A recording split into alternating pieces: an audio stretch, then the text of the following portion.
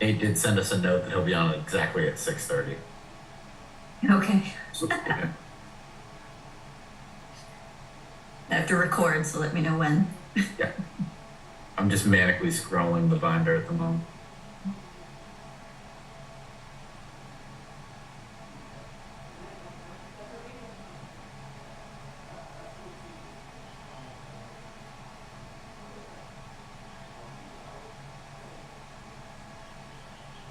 Give Nate till 6:31.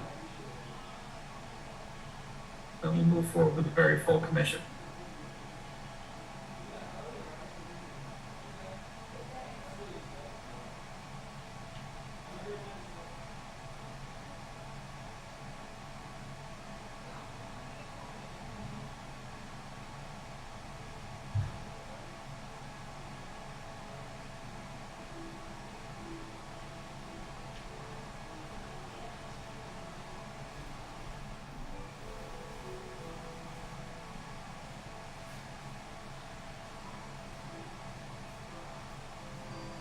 All right, Jennifer, it being 6:31, let's start the recording.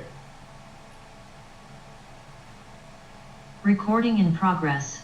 Okay, it being on or about 6:30, I call the December 4th, 2023 meeting of the Easton Conservation Commission to order. This meeting is being held remotely. Remote attendance by commissioners shall count towards quorum. Let's begin with a roll call vote, please. Benson, present. Carol, present. Stadia, present. All right, we've established a quorum, so let's begin by calling our first order of business, which is under the category of public hearings and possible deliberations. 8 Lyman Wheelock Road, which is a notice of intent application for clearing vegetation for a lawn restoration of a previous violation. Okay, she's coming up now.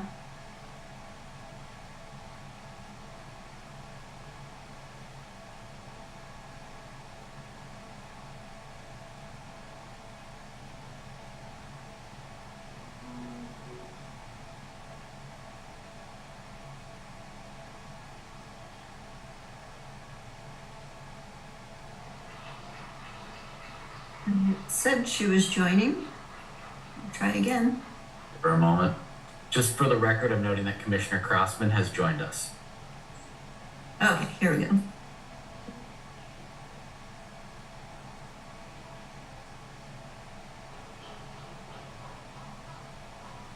Ms. Bellinger, can you hear us? It looks from our end that your mic and camera are off. You should be able to unmute yourself and turn your video on at the bottom of the thing. Okay.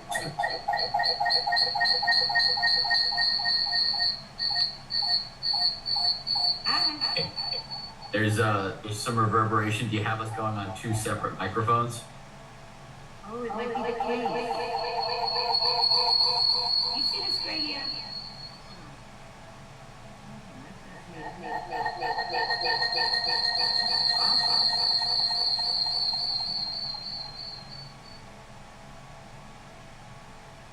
How about now?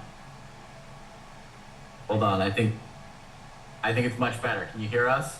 Perfectly. We still got the reverb from your end. Are you there on your phone as well? Yeah. Either mute the phone or turn the phone off. That'll help.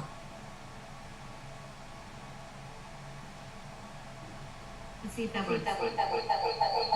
Oh, fascinating. Hold on, let me see what I can do. That'll be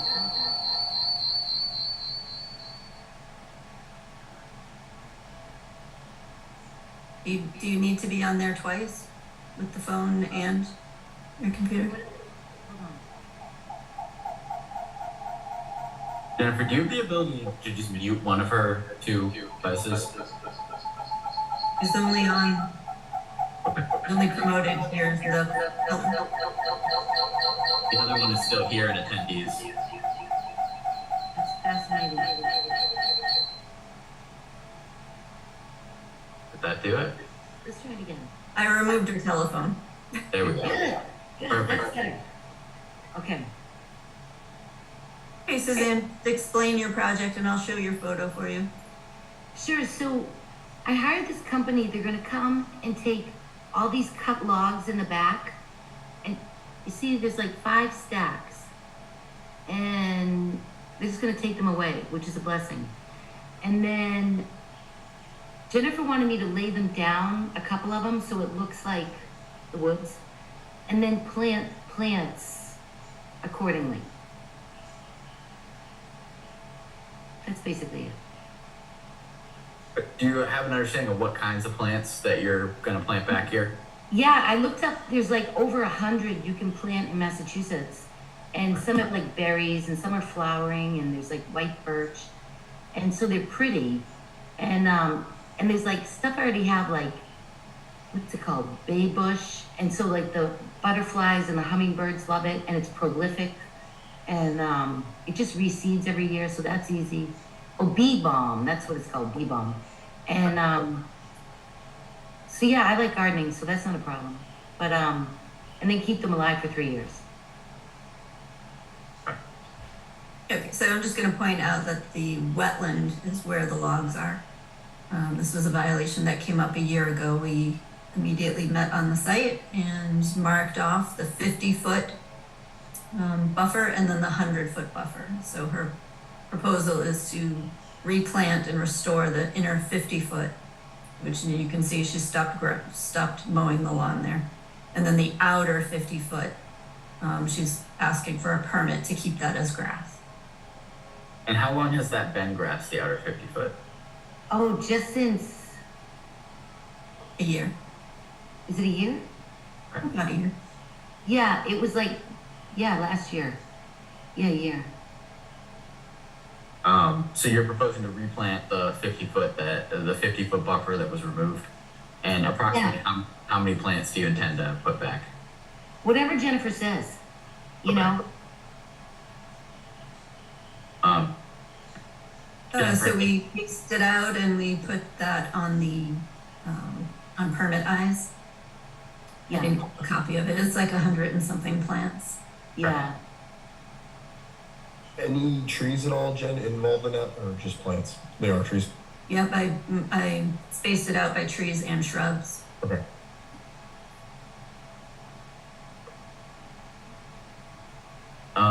Questions from any other members of the commission regarding this proposal? Jennifer, could you consider putting in some American chestnut trees? There's new species that are blight resistant, that have been propagated, and they're excellent for deer and other animals. And they also grow quickly. Really? So the only thing you have to do, it'd really be a wonderful tree, I think, on your property, is just keep them wire fenced around it for a couple of years so the deer don't. No, I can tell you right now, Kill that's them. impossible. They- Yeah. I mean, I'm just saying, the deer are like, they don't bother my other plants though, and they always go to the same corner. I don't have a deer problem. I have a stink bug. I think you might, but when you put in new, Yeah. you might, when you They ate my put in cherry new tree. trees, They'll eat my cherry trees, relentless. Okay, American chestnut, just fence those parts in, yeah. and if It's you hard put to- in chestnut, you need to put in 2 so they will cross-pollinate. Gotcha. Jennifer, So- you have a problem with that? No, I think that's beautiful, and so, especially if they'll eat it. So I had a question about red burning bushes and red maples. Are those allowed in Massachusetts? Not burning bush. I didn't think so. That's like gone. What, I saw red maple on the list, but Yes. I thought there was another red thing that they weren't, but I knew the red burning bush was a no. Okay. So Suzanne, you probably need to come up with the plant list, write it all down. I tell will. The number of each plant and what size you can get, and I can approve that. Gotcha.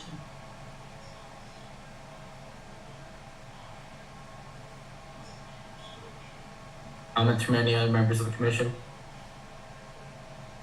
Jen, anything else figured- to add?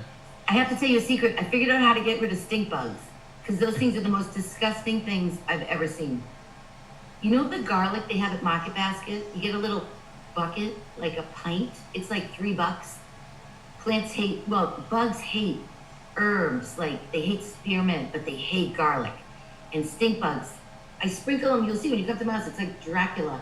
And there's like little like garlic cloves and there's no bugs, but there's no stink bugs. And those things, that's why you can't grow apples in Massachusetts. Stink bugs love to eat them. Why would I feed them? You know what I mean? But if you have a stink bug problem, raw garlic cloves, they're wicked cheap at Market Basket. Thank you. They're the grossest little thing.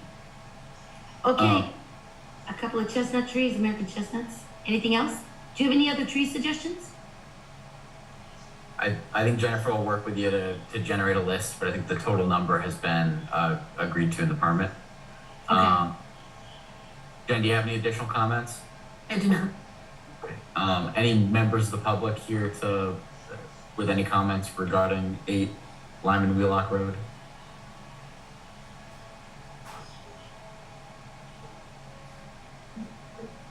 Sorry, Right. to make you a co-host. There are no Um, hands. Seeing no hands up, no members of the public with comments.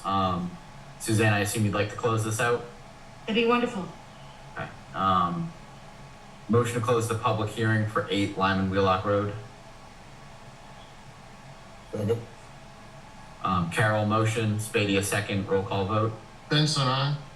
Carol, aye. Crossman, aye. Spady, aye. Motion to issue a order of conditions and permit for work for 8 Lyman Wheelock Road. Benson, second. Carol motion, Benson second, roll call vote. Benson, aye. Carol, aye. Crossman, aye. Spady, aye. Hey, thank you. Suzanne. Thank you, Thanks, guys. Suzanne. Happy New Year. Happy New Year. Calling our next order of business, 20 Meeting House Lane, Brad Fitzgerald, notice of intent for a septic repair.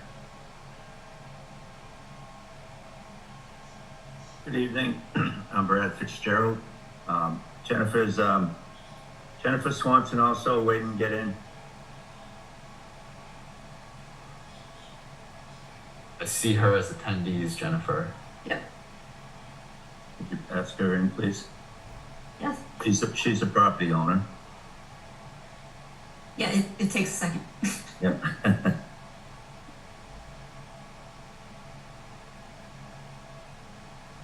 Hello. Hi. I'm Swanson. Jennifer, you want me to put the drawing up and share the screen? Or, Sure. um, Oh, other Jennifer. Oh, Sorry, there's Jennifer. 2 of us.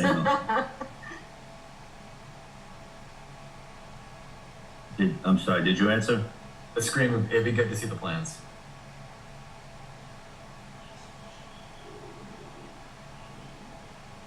Okay, so what we have here, it's an existing 4-bedroom house at 20 Meeting House Lane. Right behind the house in this area, there's a septic tank, and it goes to a leaching area that we don't know where it is. There's no records at the Board of Health, but we're pretty sure, well, we know it's failing, and we're pretty sure it's too close to wetlands and too close to the water table. So we're proposing a septic repair where we would install a 1,500-gallon monolithic septic tank followed by a 1,000-gallon monolithic pump chamber. And then we would pump it around up to the back here, where we have a 30 by 45 pipe and stone leaching field. It would be raised up. It's going to be a mound of about 4 feet on the low end here, and then it will grade down into either the wall or just into the existing grade. I tried to fit the system in here so I could at least stay outside of the 50-foot buffer zones from this BVW and this IVW. We also have an intermittent stream over here on the right. So we have riverfront area under your regulations. That we would be within. What we did when we went out, we dug our first test pit in this area here, and we moved up the hill, hoping to be able to put up this hill. However, this test pit encountered about 100 inches of straight fill, and we could not find any naturally occurring material with which we could set a septic system into. I believe Jennifer Swanson can also attest to the fact that there's quite a bit of fill and debris up on this hill, which is why we did not put the system up on that hill. Yes. Do you want me to talk about where there was a swimming pool in the back, and it had been supposedly was supposed to have been removed 15, 20 years ago. And they did not remove it completely. And there is still concrete and other debris that they threw in there, which is why it's a very difficult place to move it closer to the back of the house. So we know that if we had to do something with that area, we're talking about an extra $20,000 already on top of a $30,000 to $50,000 project. And we do plan to apply for a septic loan, and I know they cap out at $45,000. So financially, it's a very difficult thing if we have to move it closer to the house and deal with that area right there. And as part of that, the reason for that kind of explanation was the fact that this green line here is a scaled off flood zone line from the FEMA maps. As you can see, it's coming up the hill quite a bit, but the majority, a good portion of this system is within that flood zone. Using Mass Mapper, it appears that this flood zone is approximately 39 acres. So with the amount of fill that we're proposing, square footage wise, it would only be, I think it was 3,864 square feet of the flood zone would be filled. So square foot wise, that's like 3,000ths of the area of the entire flood zone. And then if using the volume calculation, we got a volume of about 8,400 cubic feet, which if you were to call the flood zone a foot deep, and spread the volume across that, it would not increase the water depth by even a tenth of a half inch.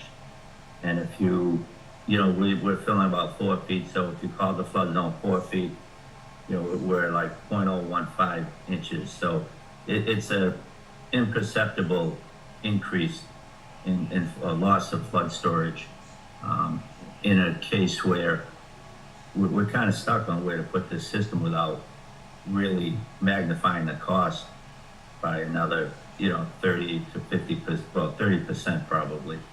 And I do know that if you look at the way the regulation's written about filling in a flood zone, the commission can determine that the proposed filling won't have an impact on the flood zone and can allow this without having compensatory storage, which is what we're requesting.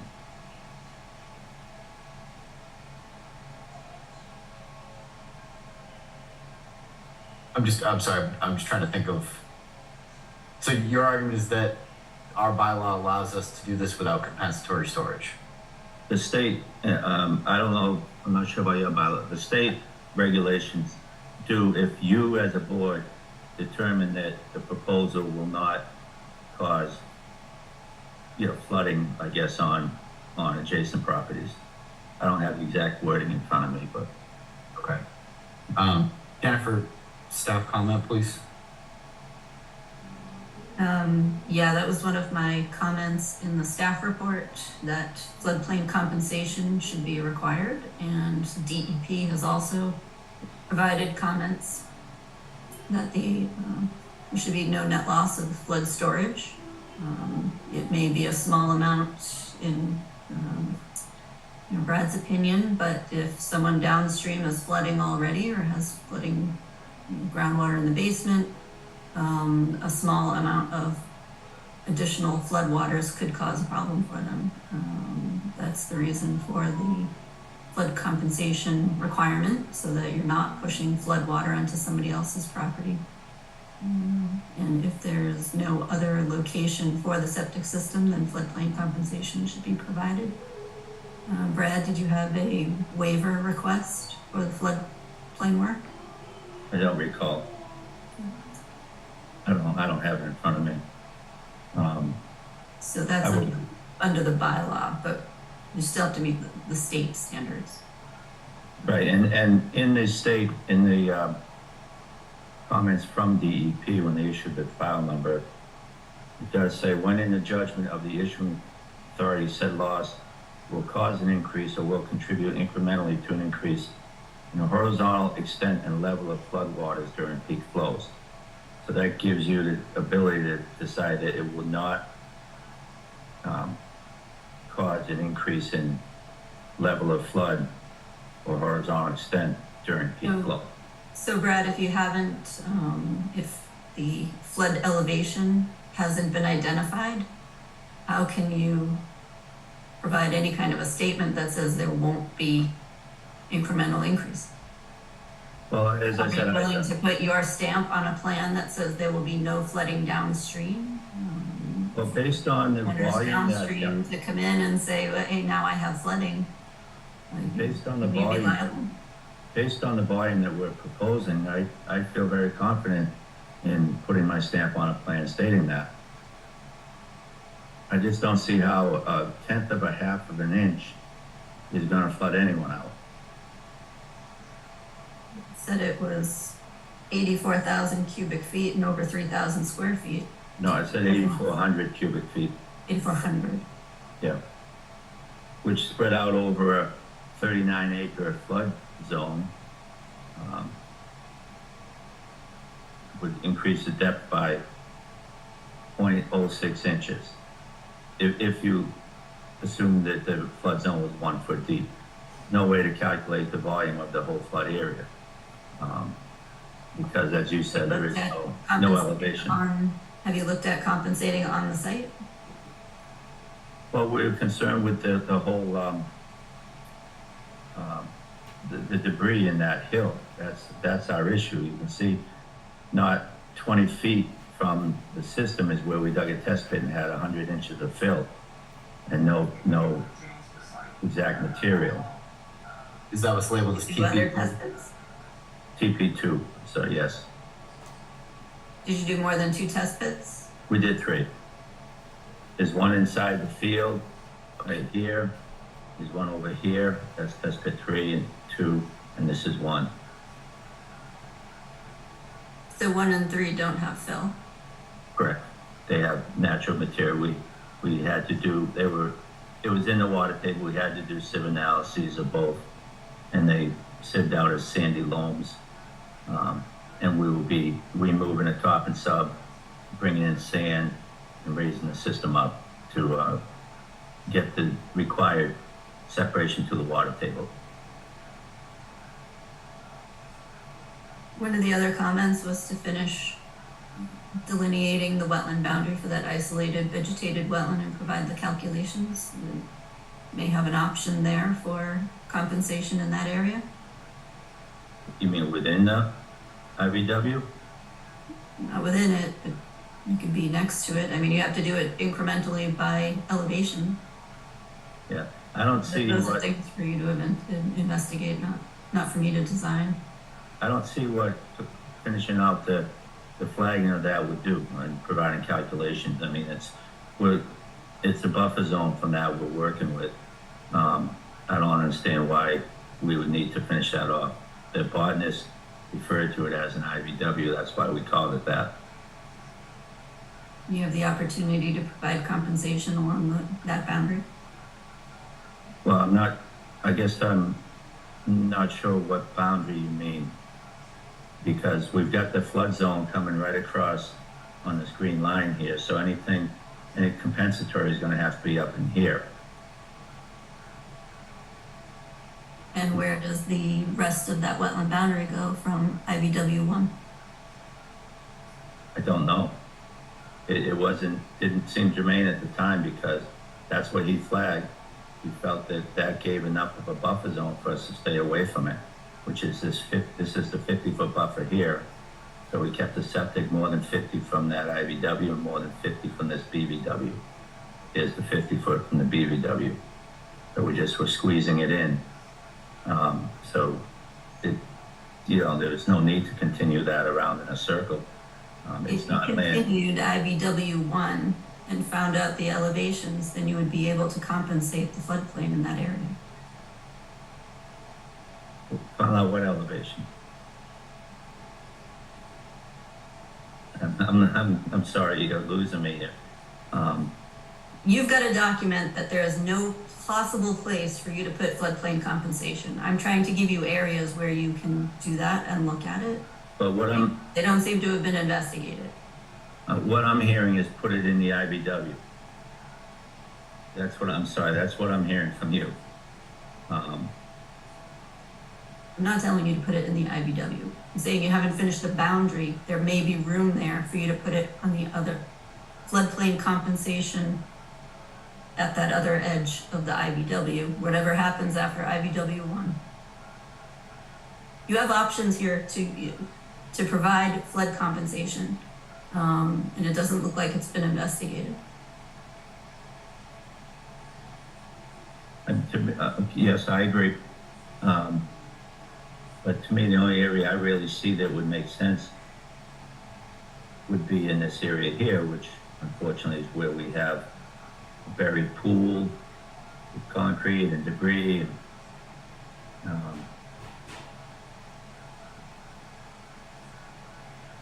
I think we're adding to this project when, in my opinion, the filling of the flood zone doesn't warrant it. It's not enough. I mean, if we were to, and just as an example, when we do systems like on the Taunton River, they're totally in a flood zone, DEP doesn't even look at that. They just say, okay, go ahead and put it in because it's so small, the amount you're filling, that it's not going to make a difference. And You have comments from DEP saying it may make a difference and you need to investigate that and provide compensation.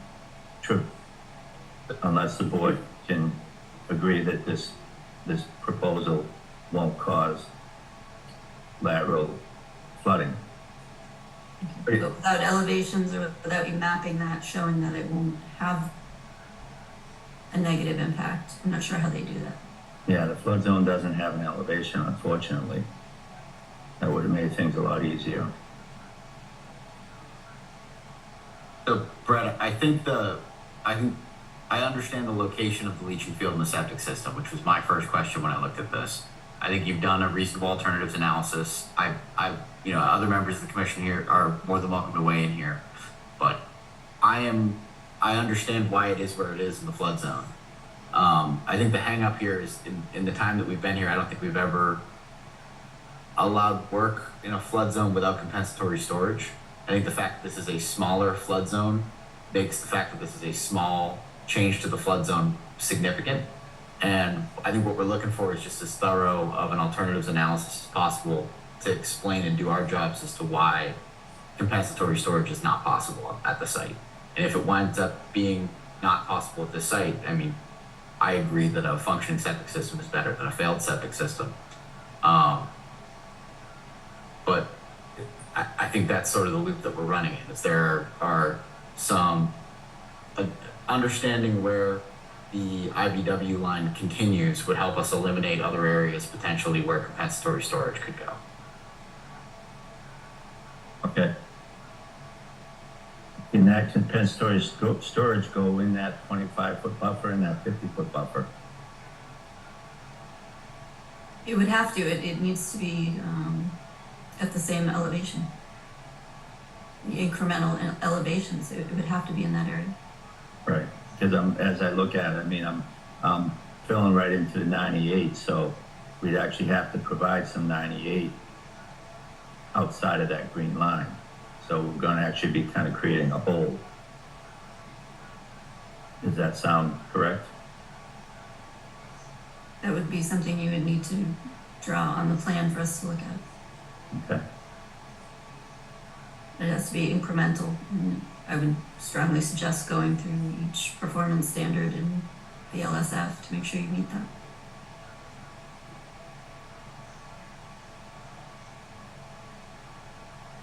Okay. Comments from any other members of the commission? Just a quick question. How many trees are coming down for this project? From the looks of it, it looks like it's 3 pine trees. Okay. We did move the pipe in this area. We moved the pipe to avoid several hardwood trees, so we wouldn't lose those. Okay. So I mean, my partner, he locates usually bigger trees, doesn't locate smaller ones. You know, I mean, it's going to eventually create a big flat lawn out there because we don't want to plant any more trees on top or close to the new system. All right. Okay. Awesome. Thank you, Brad. You're welcome. Comments from any other members of the commission? Any comments from members of the public?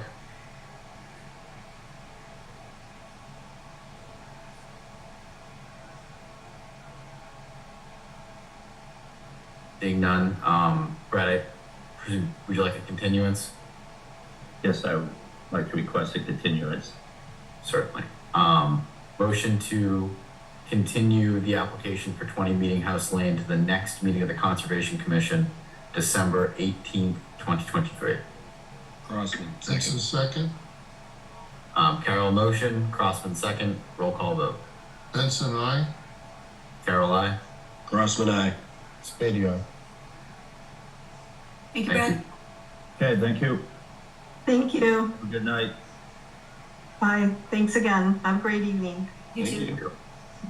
Calling our next order of business, 39 Blackbrook Road. Notice of intent for septic system replacement.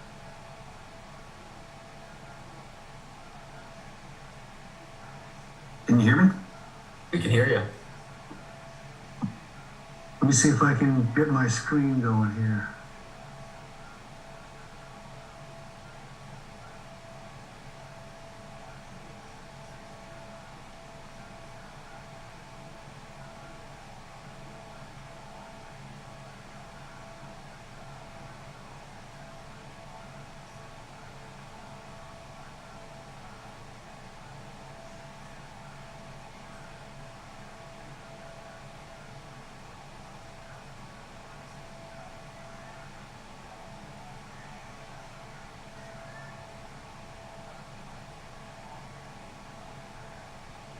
Got this problem, don't I?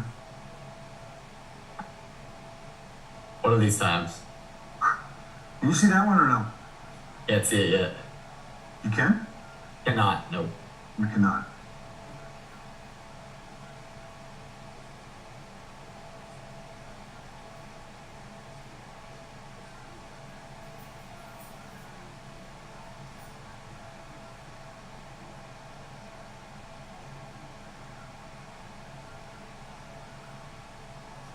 Are you using the screen share button on the toolbar? I believe I am.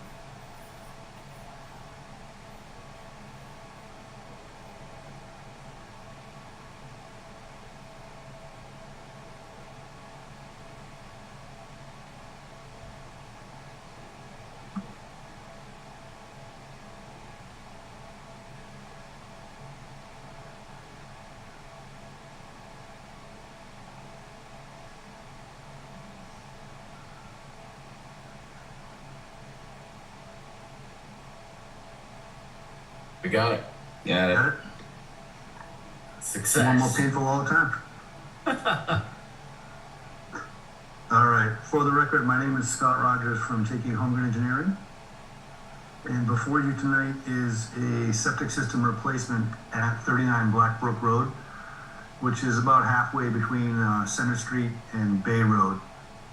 Hey, Scott, So, now that yes. before we continue, can you just X out of the all tools and zoom your plan in a little bit so we can see it a little better? Sure.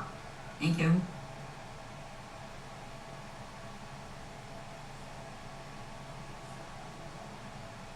Let's see. Where's the zoom again? Oh, wait a minute. No. Bottom right hand corner. Oh, See the little yeah. There you go. magnifying glasses? Mike Spady is blocking it. All right, is that better? Yes, thank you. So the existing septic system is pretty close to the existing bordering vegetated wetland. It's about 32 feet. You can see it at the top of my screen anyways. Basically, it's going to be a chamber system, and it's going to have an existing septic tank is a 1,500-gallon tank that's in the back of the house. There'll be a 1,000-gallon pump chamber that'll be added in. And it's a slight mounding system. It's not a huge mound like you do see sometimes, but there is a slight mound to it. We have shown obviously silt sock locations up at the limit of work. We've also shown a dewatering pit basically. That's at the front left corner of the property. And we've shown your typical soil stockpile area as well. So we did get some comments from staff, and we've addressed those on this newer plan. We uploaded the certified mail receipts. There are some, apparently some leaves that may have been blown in or raked into the buffer zone area between flags A3 and A7. So there's a note, that special note that went on the plan that will propose that we remove those leaves from there. There is an existing compost pile on the site, so those leaves will be brought off of that area and put into the compost pile. That was one other comment that we made. Jennifer was out there, took some pictures, and obviously I've been out there too, and she believes that there's an existing potential vernal pool, which I don't have an exact location, but even if it was at the at the BVW line, it's probably close to within 5 feet maybe. She suggested we take the existing or the proposed original septic system location and move it back. So right now we've modified that, and we're at 103 feet from the BVW. So roughly, for rough numbers, about 110 feet from that potential vernal pool. So that system got slid further away from the original design. There's also an existing shed which is located, it's within the 50-foot buffer zone. It's probably, I don't know, maybe 32 feet or so, 37 feet from the bordering vegetated wetland. So we're proposing to move that shed out of the 50-foot buffer zone. So it'll be about 52 feet from the wetland. And then we also added in some buffer zone. Yeah. Thank you. Yeah, that's over in this location right here. The existing shed is over here by flag A7, A8, and we're moving it to this location right here. And then we did add some buffer zone enhancement plantings, which you can see on the existing shed location and in and around that area between around flag A6 to A8 or so. And then last but not least, we also showed on the plan basically the area of trees and shrubs that have to come out to put that septic system location in the preferred location. And that's shaded and hatched in this front area here.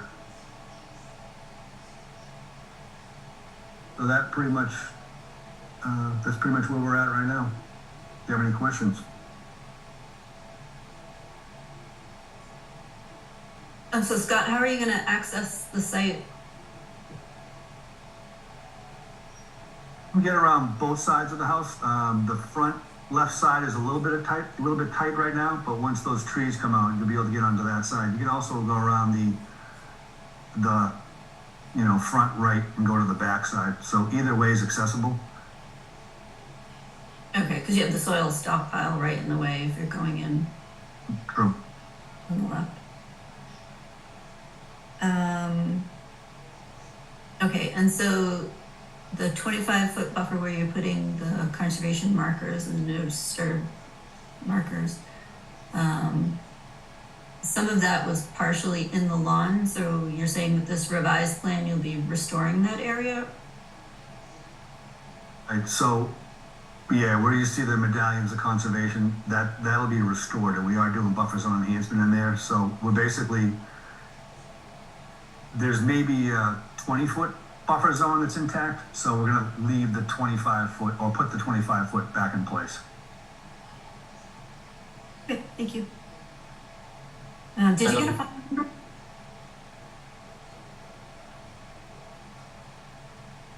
Scott, did you get a file number? You know what? I was working with DEP today.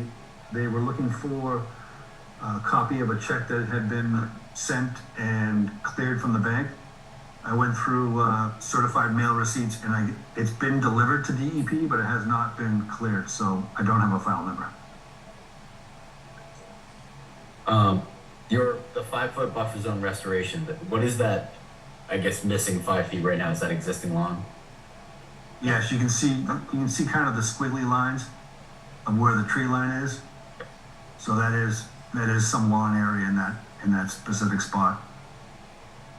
And then out front, it's within the 100-foot buffer. The trees between the proposed leaching field and the system, I guess my question is just how many trees in total does it look like we're losing out front? If you I'm know. going to estimate about 6 trees. There's a big rhododendron that's kind of where that stockpile area is. That's going to have to unfortunately come down too, but there's probably about 6 trees or so that are coming down. Okay. Questions for members of the commission? Are we recommending any new plantings at all? Or is it replace the new trees or old trees? So the buffer zone enhancement is going to consist of high bush blueberry and viburnum dentatum arrowwood. Also, it looks to me like the majority of the trees that are being cut are outside of the 100-foot buffer. Is that true? I'd say 80% of them are, yeah. Yeah. And really every tree that's being cut that isn't is within that, between the 50 and 100. And I feel like Jennifer's suggestion of pulling that system back closer to the street was a good one for a lot of reasons, but I think the fact that we're cutting more trees in the upland area, if you will, but I think getting it that much further away from that potential vernal pool, to me, outweighs the loss of those trees. Just my opinion. Agreed. Comments from any other members of the commission? Comments from members of the public regarding 39 Blackbrook Road.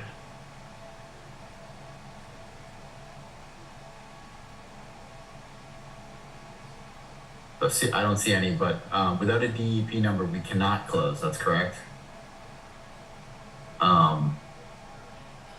Yeah, Scott, unless you think it's coming like tomorrow. I mean, it's You know what's ironic is that the one for the next hearing came, and one that I filed like 2 days later also came. So this one was like the oldest of all 3, but that one didn't come. So I'll follow up with DEP and find out what's going on. If we have to cut a different check or whatever, we'll do that.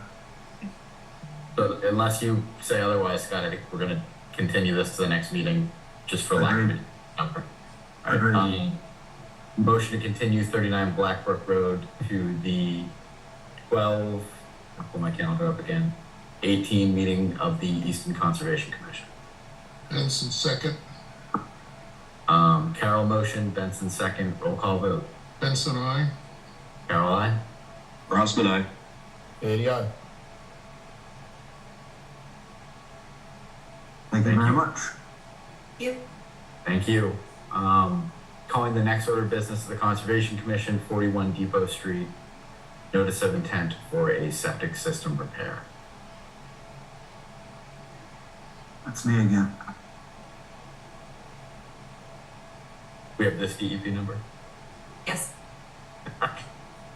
1796.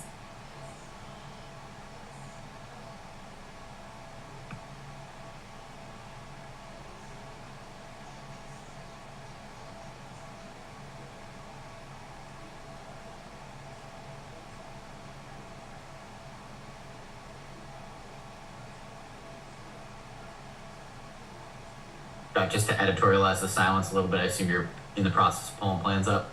Yes, I am. Sorry. Oh, not a problem. Making sure you weren't waiting for me.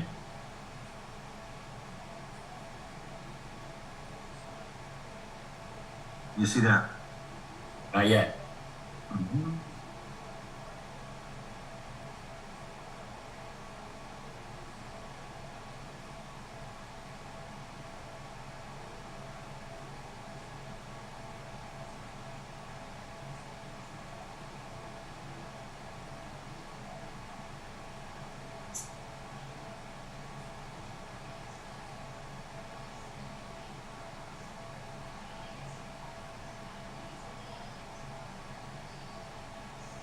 How about now?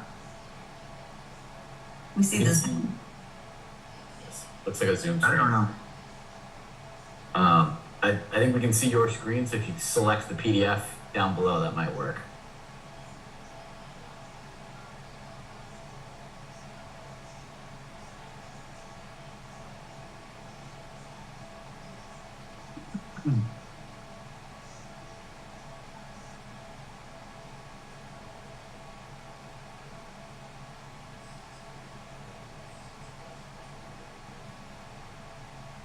Doesn't seem to be working. Oh, I spoke too soon. Coming? It's there? It's like we got it. This takes a little extra time. All right, again, for the record, my name is Scott Rogers from JK Holmgren Engineering. This particular project is located at 41 Depot Street. This is another septic system repair. Similar type of situation as the last one. It is a chamber system. There is an existing 1,500-gallon tank located to the rear of the house. We are proposing a 1,000-gallon pump chamber. This existing system is, you can see it in the back, kind of on the north side. It's about 45 feet or so from the existing bordering vegetated wetland. We are proposing a silt sock at the limit of work, pretty much along the 50-foot buffer zone. We also are showing a dewatering pit on the plan, and we've shown an area for stockpile as well. We did receive some comments from staff. As you mentioned, we also received a file number that is SE1521796. So comments that we received, we uploaded the affidavit of service. There was a problem, I guess, with the PDF. We uploaded that again. We also uploaded the certified mail receipts. I had the wrong parcel number on the notice of intent form 3, so that was corrected and uploaded as well. And then there is a tiny piece of floodplain in the northwest corner of the property. You can see it with the kind of like the cyan blue color. So there's a small little area of FEMA floodplain. So we obviously revised the plan to reflect that. And we also revised the note on the plan that says that we weren't in a floodplain, because we are technically slightly in that floodplain. And then we also revised the terminology for the riverfront area on the plan. So with that, I'd like to answer any questions you may have. Jennifer, staff comment? Yeah, just can we zoom in so we can see the plan a little bit better and X out of the tools? Yep.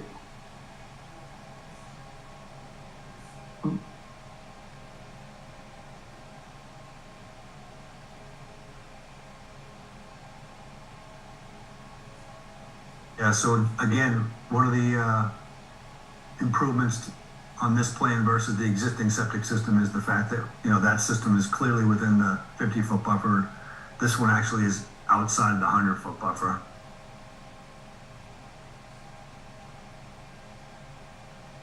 Right. Actually, all the comments were addressed from the staff report earlier, so I don't have any other comments. Is this all an existing lawn?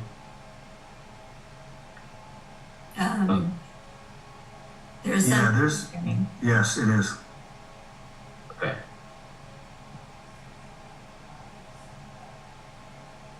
Any members of the commission have questions?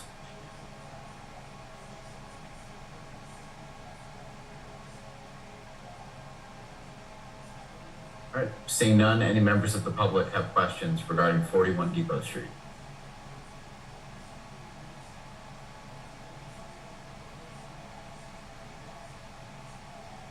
Again, seeing none, Scott, I assume you'd like to close? I would like to close, thank you. Certainly. Motion to close the public hearing for 41 Depot Street. Second. Carol motions, Spadia second, roll call vote. Benson, aye. Carol, aye. Crossman, aye. Stadium. Motion to issue an order of conditions and permit for work for 41 Depot Street. Crossman, second. Carol, Carol, motion. Crossman, second. Roll call vote. Benson, I. Carol, aye. Crossman, I. Beatty, aye. Thank you. Thank you very much. Have a good night. Thanks, you too. Calling our next order of business under continued hearings and possible deliberations, 24 Paquonicket Avenue, notice of intent for septic system and landscaping. Good evening, members of the commission. Brad Holmes from ECR on behalf of Patrick Welch for his property at 24 Paquonicket Avenue. Can I share my screen? Yes, please. Great. If the commission remembers, we presented this at the last meeting. It's for work within the riverfront area to Old Pond, Beaver Brook. There's a floodplain, bordering vegetated wetland, 100-foot buffer zone, 100-foot riverfront, and 200-foot riverfront. We had presented the project, which proposes activities in the 100 to 200-foot riverfront area outside the buffer zone, and we needed to clarify that to bring it back to the commission at this meeting. What we've done is we've taken the septic design plan prepared by Collins Engineering that proposes to replace a new sewage disposal system. As you can see, there's some grading associated with that work, so that grading is within the outer riverfront area that was not detailed on the last plan. And we've also added some more detail to the landscape plan. We added a list of possible native plants that can be selected. The property owner can select for interplanting of natives as he chooses in the riverfront area. And we're also included the removal of non-native invasive plants within the existing vegetated brush area of the site. That is proposed not only as an enhancement to the site, but also to offset any potential impacts that exist with the proposed redevelopment of the house project here, which is outside of the riverfront. So mainly it's a clarification of the project that I presented to the commission last meeting. I have been able to coordinate with Jennifer on comments, and with that I'll bring it back to Jennifer in this commission. Thank you. Jennifer, comments? Brad, can you just confirm that the green area is for planting, but there's not grading? There is grading here. Sorry, aside from the septic system. Yes, correct. Only Native associated with planting. the septic system, correct. And then the inner riparian that shows partially as lawn now Yes. hasn't been mowed in quite a while. Did you want to explain to the commission what the client would like to have in that area? Sure, we're proposing to maintain this lawn yard area as is. We weren't proposing anything different than just maintaining what's there. Other than we have included obviously the invasive plant removal area. We know that there'll be restrictions on any sort of herbicides and pesticides use that would go along with the property or conditions. Okay, and the client knows that there's no additional clearing or there's nothing proposed for vista pruning or docks or anything like that. None of that is part of this permit application. If those were things they were looking at, they would need to come back for a separate permit. Correct, we'd have to come back to the commission. Okay, I have no further comments. Thank you, Brad. Thanks. Thank you, Brad. This plan answered all my questions.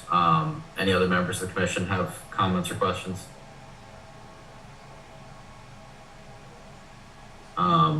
Any members of the public here for 24 Paquonicket Ave?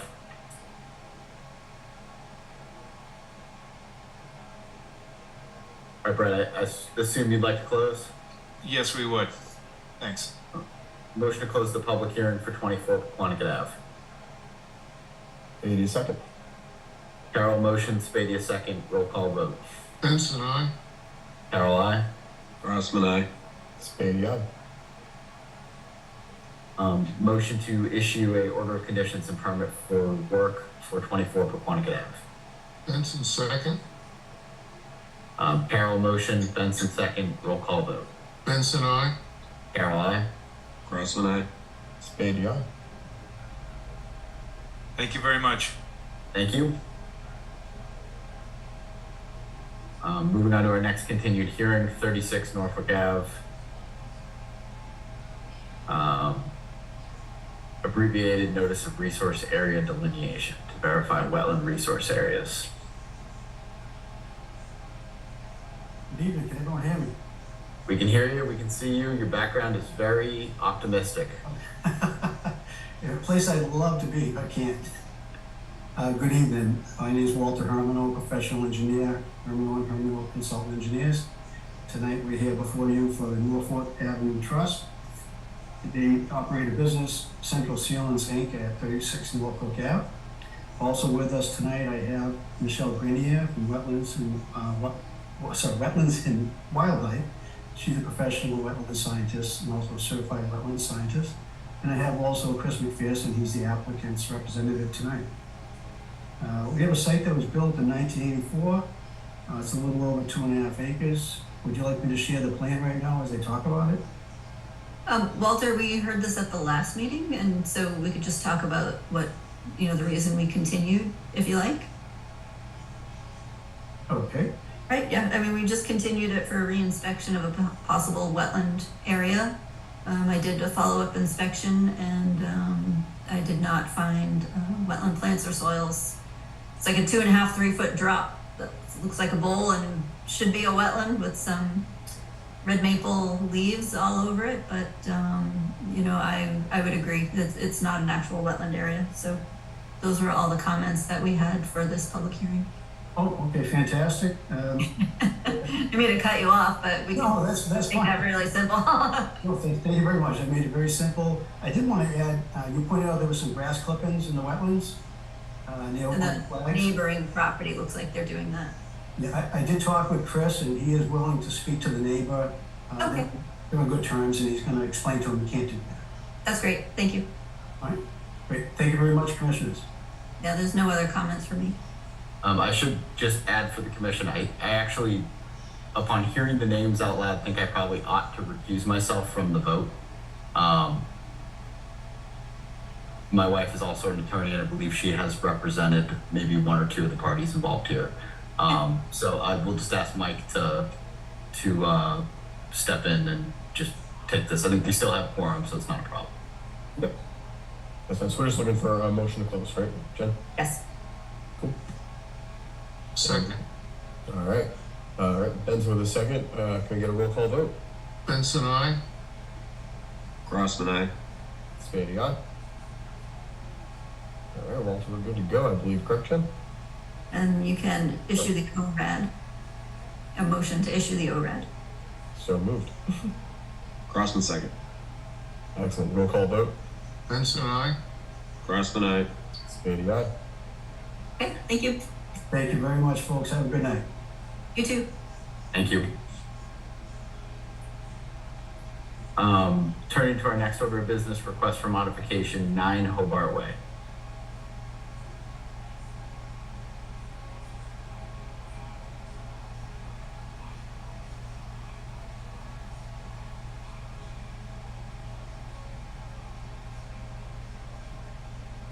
See some activity from Ken's screen. Trying. The video won't start. We can hear you, so that's half of it. Oh, we have to see plans and things like that. But my name's Ken Thompson. I'm the botanist. What's that? Let's see if I can share. Can you see that? We're Hold about. on. Yeah. Yep. All right. Here we go. This is a modified. This is the same plan, but I tried to highlight. Let me zoom in for you here. On the water line issue. This is the old, this is the new one. It comes up through here somewhere, going to the other house. Ours is extending down through here.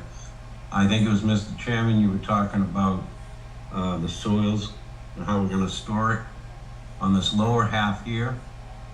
It's gonna be stored on the uphill side, and then we have erosion controls. It will be stored within the road, but we have erosion controls coming down both sides on this area, and then it extends out around.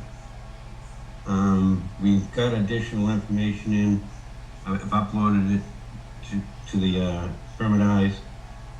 We have approval for the septic system. We have a street opening permit and a trench permit. I think Mr. Benson was asking me that.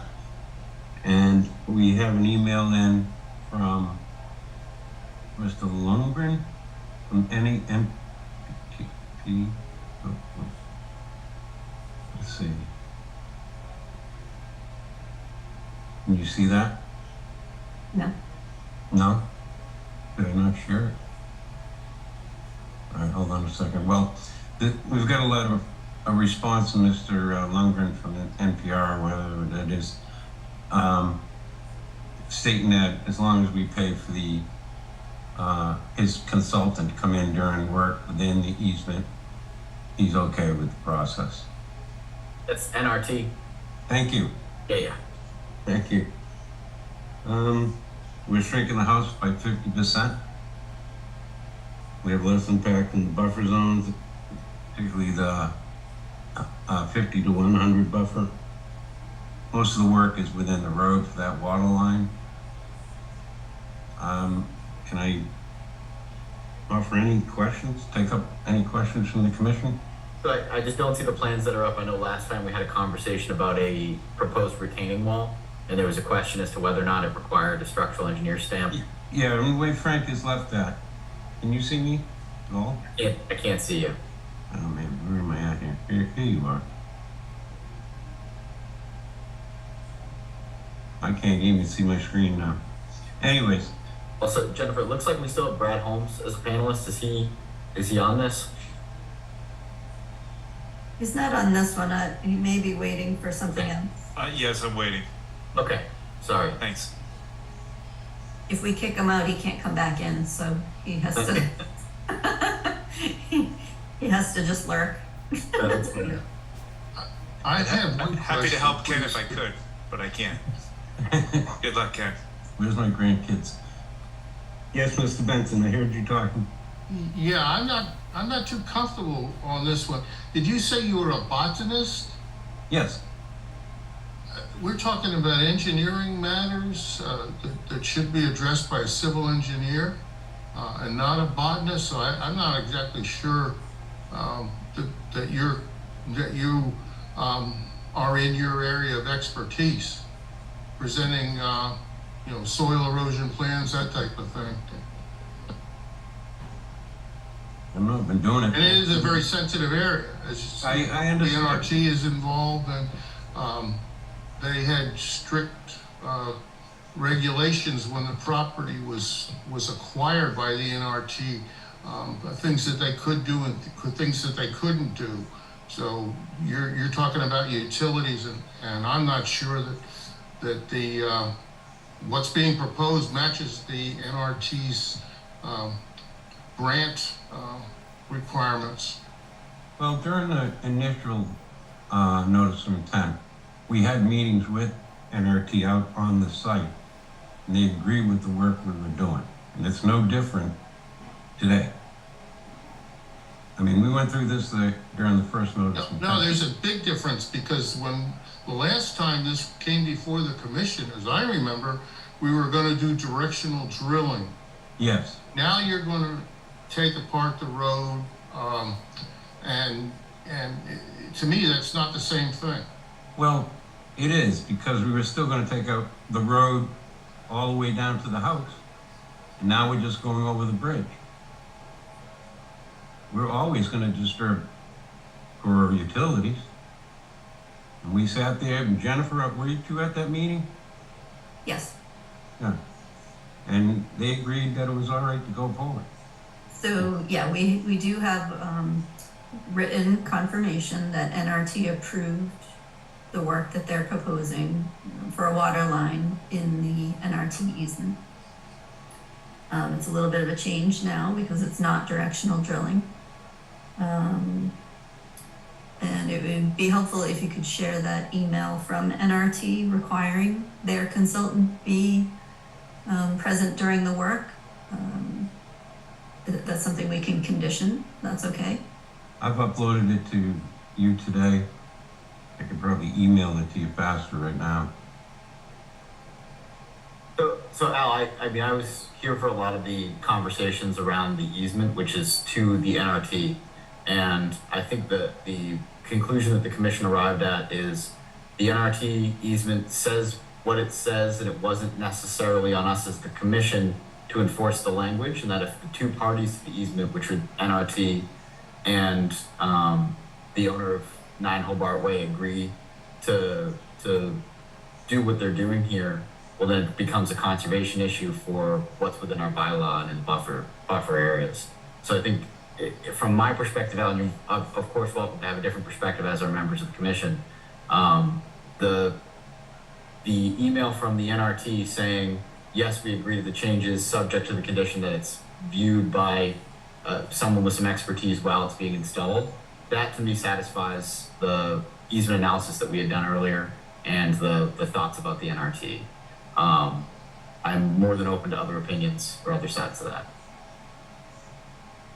Okay, I understand that, but I guess I'm still rather uncomfortable getting engineering analysis and, from a botanist. And I mean, if you had double expertise, that wouldn't be an issue.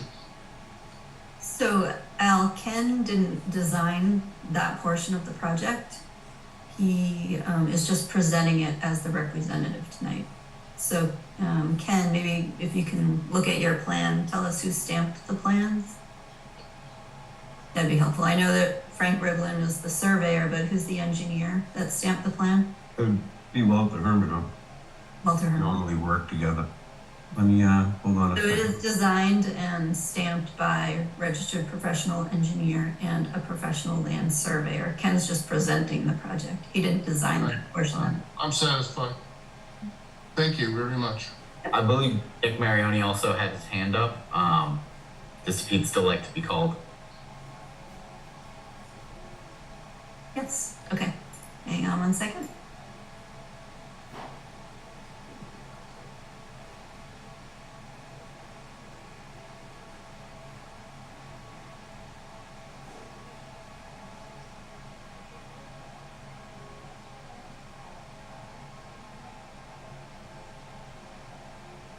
Hi, I'm sorry, Nick Marioni. Thank you for recognizing me, but Jennifer did a beautiful job of saying what I was going to say.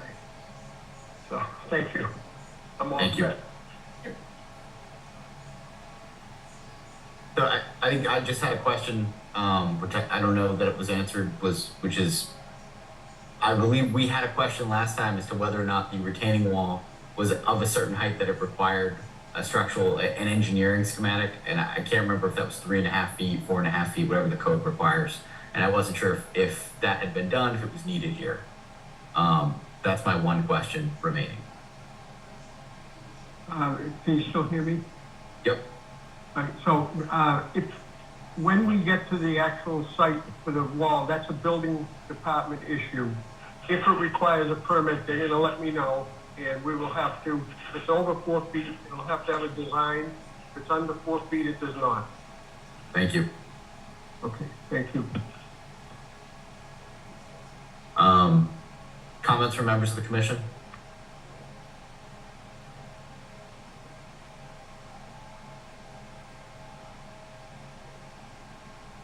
Okay. Any comments from members of the public regarding the request for modification at 9 Hobart Way?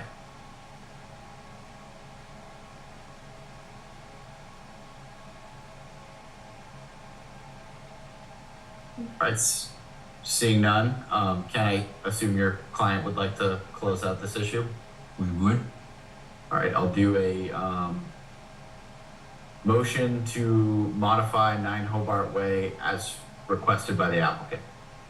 You want to close first? Thank you, Jennifer. Motion to close the public hearing on the request for modification at 9 Hobart Way. Benson second. Carol motion, Benson second, roll call vote. Benson, aye. Carol, aye. Crossman, aye. Andy, aye.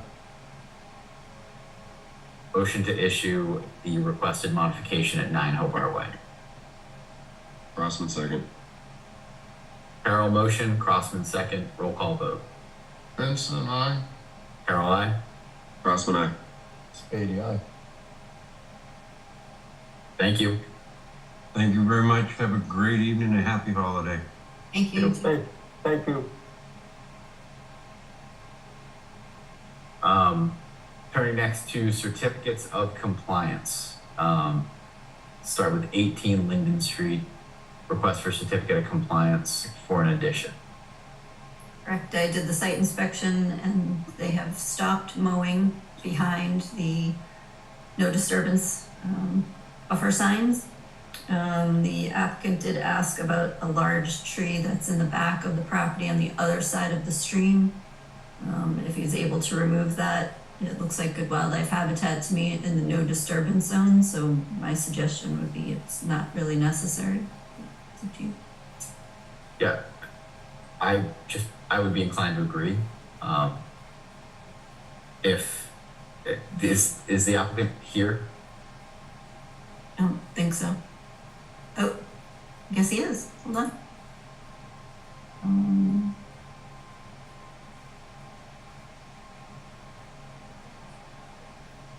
Okay, you should be able to talk. Is that you, Dennis?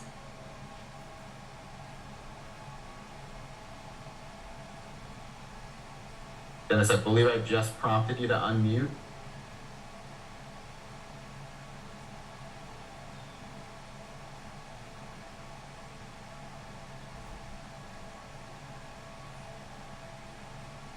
You might have to look at the phone to see it. It's like a 9, *9 maybe. I don't remember. I don't do it on the phone very often.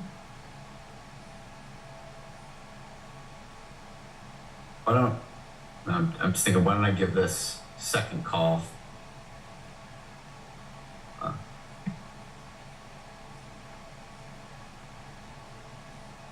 just see that the phone number has raised its hand. Oh, here Can we you hear go. us now? Yes. Sorry about that, a little technical issue of a 6 or a 9, so. That's all right. Could you just apologize. introduce yourself for the record and state your address? Sure, I'm Dennis Moynihan, my wife Christina is here as well for 18 Linden Street, Northeastern. Thank you for coming out. Thank you for having me.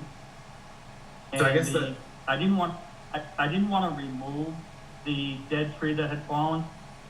It fell from like 12 o'clock to 6 o'clock or north to south. I was hoping to move it east to west and just make the yard look a little better, not remove anything, not bring any trucks in, just hand move it. And that's it. That's a solid clarification. I don't personally have a problem with that. Could you just explain how you'd want to move it? I just want to make sure we're not, bringing an excavator in to move a tree. No. There's absolutely no equipment. I would simply cut it up in manageable, 10-foot length and just roll it over so it would go from west to east. Basically from where the rotted tree was when it fell. So returning it to the foundation, not the foundation, to the stump and just going east. So it's less visible, if you will. Jennifer, as our resident scientist, any reason not to do that? It's a lot of work for, I'm not sure the benefit, but it's staying on the property, so in the same area, so I would not have an issue with that. Okay. Any other members of the commission have comments or concerns?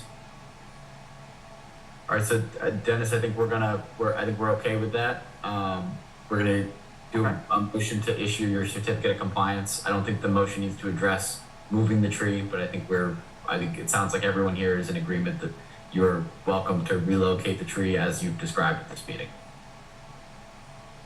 Thank you. I'm gonna push it back on mute if that's okay. Absolutely. Motion to issue a certificate of, if I can speak. Motion to issue a certificate of compliance at 18 Linden Street. Second. Carol motion, Benson second, roll call vote. Benson, aye. Carol, aye. Crossman I. Spady, aye. Turning to our next order of business, 460 Turnpike Street. We have two different permits for the same piece of property. And it's actually both for the same project of removing a UST. Both of those are ready to close. Both in different names. One motion, two motions? What's cleaner here? You can do one, but you have to list both file numbers if you would. Yeah, I'll do that. So do motions to issue certificate of compliance for 460 Turnpike Street for file number 152-1387 and 152-1407. Do I need the E numbers? Does that satisfactorily distinguish them, Jen? That's fine. Yeah, thank you. Spady second. Carol with the motion, Spady a second, roll call vote. Benson, aye. Carol, aye. Crossman, aye. ADI. Okay, so we're up to enforcement, but two of the people here are for something toward the end, so maybe take that first so they can boot out of here. Certainly. They're here for 409, 413, 425 Turnpike Street. Okay, so let's do, calling our next order of business, enforcement. 409, 413, 425 Turnpike Street, fill in wetland. E&O required restoration plans submitted and revised.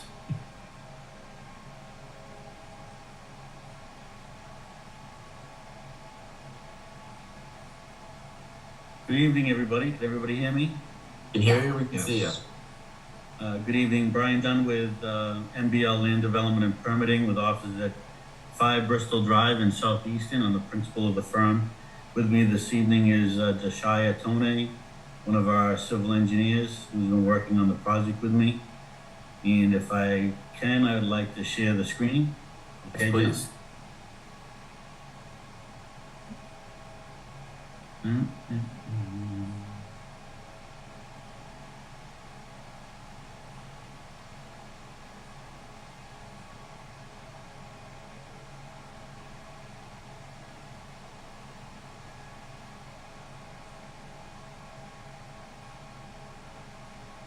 Okay, can everybody see that?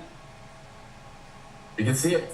Excellent. All right, so let me zoom out a little bit so we can see the whole entire site for us, and then I'll zoom back in. So the property that you see in front of you is 409, 413, and 425 Turnpike Street, and we've done an on-the-ground field survey, and we've delineated the wetlands, as you see in green here. The property line is outlined in green as well. And we have the wetland system over here with a potential vernal pool and all the buffer zones associated with it. And then the wetland line here that we delineated here with the buffer zones associated with that. This used to be a greenhouse in a landscaping place. I forget the name of it. Maybe some of the members of the commission might remember the name of the greenhouse that was here many years ago. And when our client purchased the property, there was an alteration in this area here. And I'll zoom down on that because that's really the focus of the enforcement order. Everybody all set there? Yes. Okay. So this is the area that was previously altered, and probably when it was part of the greenhouse landscaping company that was there, and you can still see some of the old greenhouses that are located on the property, a little bit clearer on the wetlands, and the flood zone A in blue, as well as the flood zone X, which is out of it, to the right, to the north. And then we proposed a wetland restoration area here. And we're proposing a restoration shrub type of restoration and a New England conservation seed mix in this area. And we're looking for the Conservation Commission to approve this type of work as we go forward with our site plans that we're eventually gonna be submitting to the planning board and possibly to the zoning board of appeals. And I know, I'm sure Jennifer would have some input on this project as well in regards to the restoration and the enforcement order. And then if the commission has any questions about this, I'd be more than happy to answer them.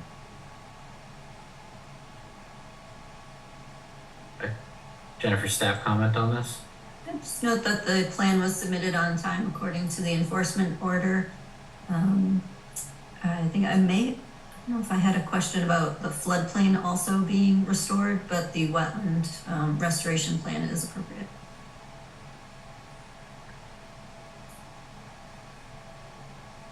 Al, looks like maybe you're jumping in.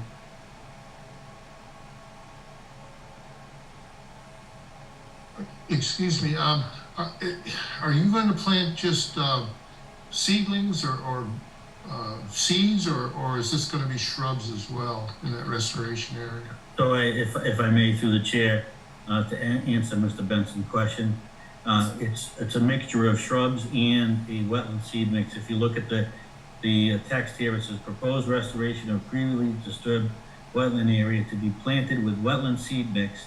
And then we're also proposing shrubs. Down here, there's a text, proposed restoration shrubs. So if we look at the table,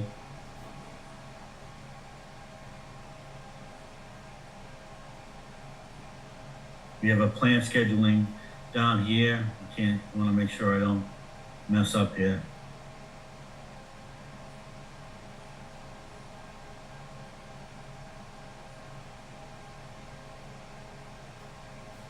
So we have the wetland seed mix here that's on the plan, and there's a planting schedule right here: bayberry, shadbush, witch hazel, and black chokeberry, which are normal shrub species that we would use in a wetland replication area, Mr. Chairman. Okay. Thank you. You're welcome.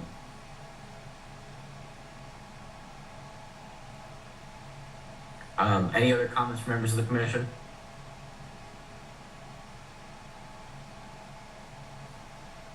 Okay. Jen, do we need a vote to approve this planting plan? Know that you need to, but you can if you like. I think we might as well. That would be great. We'll make it official. Right. Motion to approve the restoration plan as submitted by the applicant for 409, 413, and 425 Turnpike Street. Crossman second. Carroll motion, Crossman second, roll call vote. Benson, aye. Carroll, aye. Crossman aye. Andy, aye. Okay, thank you. Okay, thanks everybody. Have a great evening. Bye now. Message you. Actually, we should ask Brad which one he's here for. Good point. Brad, which one are you here for? Thanks, I'm here for 718 Washington Street. Okay. Our next order of business, 718 Washington Street. Thanks. I'm here assisting PMP Associates for 718 Washington Street. We presented this to the commission originally as an ANRAD application, and the unpermitted activities in the eastern portion of the site were revealed. I'll share my screen and pull up the latest revised or submitted plan. Let's see. Okay, what we're proposing is restoration within the 100-foot riverfront area to the intermittent stream, 100-foot buffer zone to the BVW, and restoration within bordering land subject to flooding. So what we're proposing to do is to remove the storage containers, shed, all structures. There's also a concrete block wall, it's fairly small, proposed to be removed. The area would then be prepped to include the removal of the fill material within the bordering land subject to flooding. You can see we've shown the proposed grades, and once the materials and fill is removed, we would top dress it with a light layer of loam so that we can seed it, and then the inner buffer zone area would be seeded and planted with a mixture of native trees and shrubs, so that the area would be restored to the performance standards that we're looking for, and then at a future date, they'll come back with a proposal. I'm not sure what's proposed beyond these areas, but this would address the enforcement order. So with that, I'll bring it back to the commission. And Brad, that takes out the horse paddock too, right? Yes, correct. Yes. I don't have any other questions. Yeah, I have no additional comments on this either. Members of the commission, questions, comments? So, Brad, assuming you want a symbolic vote to approve your restoration plan? We might as well. I guess I'd get asked, why didn't you get the vote? Seems to be a trend tonight. Motion to approve the restoration plan submitted for 718 Washington Street. Maybe a second. Carol motion, Spady a second. Roll call vote. Benson, aye. Carol, aye. Grossman, aye. ADI. Okay. Thank you. Thank you very much. Good night. Aye. Okay, so we have to go backwards to 81 Summer Street. Okay, so yeah, calling 81 Summer Street. Doesn't look like anybody's here for it. No, Eric called me this afternoon. Okay. So you continued it for them to more clearly define the watering schedule and deer repellent programs. And so the plant's to be installed in mid-March and only watered until the end of spring, which would be the end of May. And it would go the whole summer without watering. They said Eric said they do have a consultant with a contract that's not signed yet, but they'll be using a local landscaping company with a water truck to water the plants. It's not in the letter, but this is what I was told today. Deer repellent would begin as soon as it's approved and continue every 3 weeks until spring 2024, and that also has an actual company that would be contracted. So while the letter doesn't quite specify those, but there is an actual company there and they do have a plan. It does sound like they have formulated one. The commission might want to consider asking for copies of those contracts just so they can see it really is through spring and define end of spring by a month. I mean, May or June. I think part of it too, though, is like this is they owe us a certain amount of life out of these plants. Yes. And I don't necessarily think it's on us to follow their contracts. And I don't think that this is necessarily, if this is unsuccessful, this is just a plan that we're agreeing to, but they still owe us a satisfactory survival rate on these plans. As someone who is not an expert in any of this, is mid-March an appropriate time to do plantings? As soon as the soil's warm enough and you can dig the hole, I mean, the plants will still be a little bit dormant and they might just start to pop as soon as you get them in the ground. So that's okay. So I'm okay with this plan. The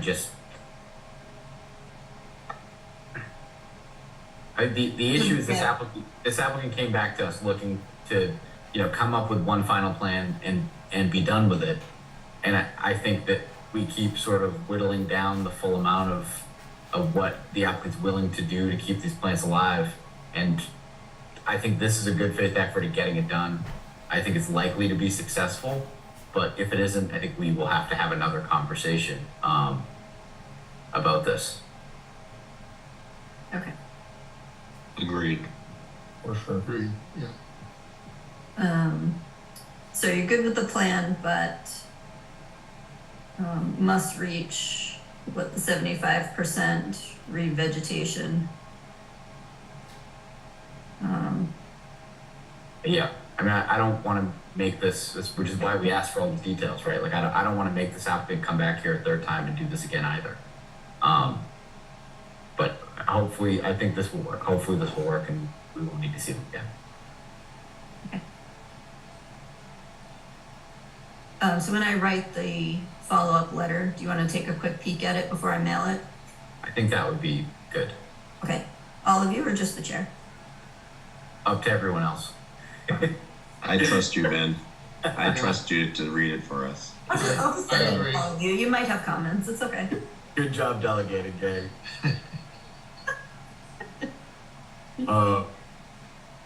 Yeah, I don't. I guess we're in the trend of voting on these, so I guess I'll vote on this plan. Yeah, let's. You can if you'd like, but if I'm gonna write a draft letter, then Yeah, that's fair. Let's. Just be okay. So we talked about 718 Washington Street, so I think we're moving on. Next order of business is 42 Randall, yes. which I will recuse myself from this conversation. Spadia, you're up. I'm up. Let's do it. All right. So next up is 42 Randall. Yes, this was the clearing in the riverfront area that it was by the previous owner. You sent a letter May 10th, a violation notice. They did give a restoration plan in July. You had a Concom meeting July 24th where you said really should be planting. They said, oh, wait, let's wait over the summer because it'll be too dry. We'll have to water it. The commission said, yes, we will allow you to plant in the fall, October and November. You'll post a surety, which was posted. And if they agreed to that, they would sign the building, we would sign the building permit. August 9th, we did sign the surety, which specifically said fall planting. And when I drove by at the end of last week, nothing has been done on the restoration work.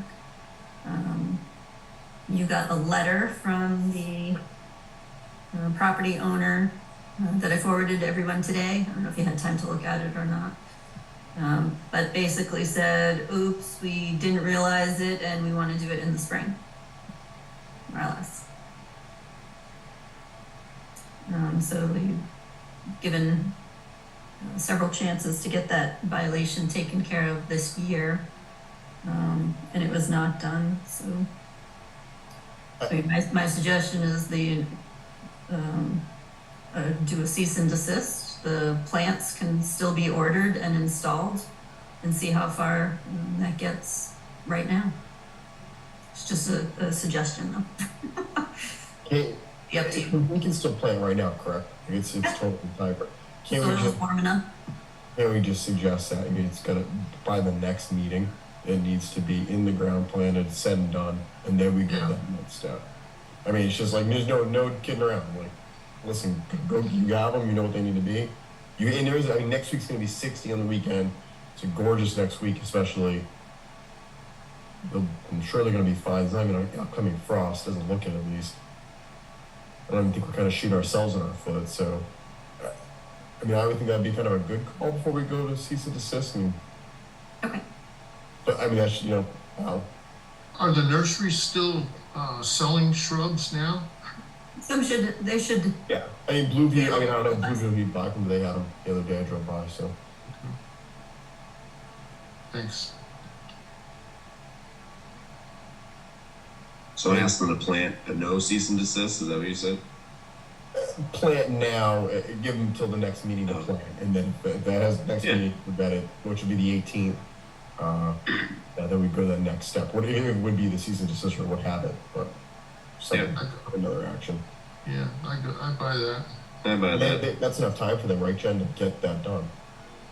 They gotta. They're already overdue anyway. Right. Okay. So let's. Yeah, I think that's maybe what we go for. Next meeting. Ben's awful quiet. Ben can't be used recused. He can't use recused. Oh, okay. He's thinking Excuse himself. Sorry. Yeah, you made him All talk. right. You have a reason to be quiet. Sorry. Okay, that's fine. Thank you. Do we need a motion or anything? We're all set. I think you're all set. All right, Ben, you're back in the game. Good job, Mike. All right. Thanks, Mike. No time, guys. I'm going to lump a couple together just because we might as well. Well, 230 Main Street. They've been asked twice to provide an update, and they have not. So enforcement order now is appropriate. Yes, and that's a lot of time too. It would be the fourth. Contact. There are 2 and 3 times where I've either met with them on site or we've done emails or they've received official letters. So Yeah, it's time. it is time for this.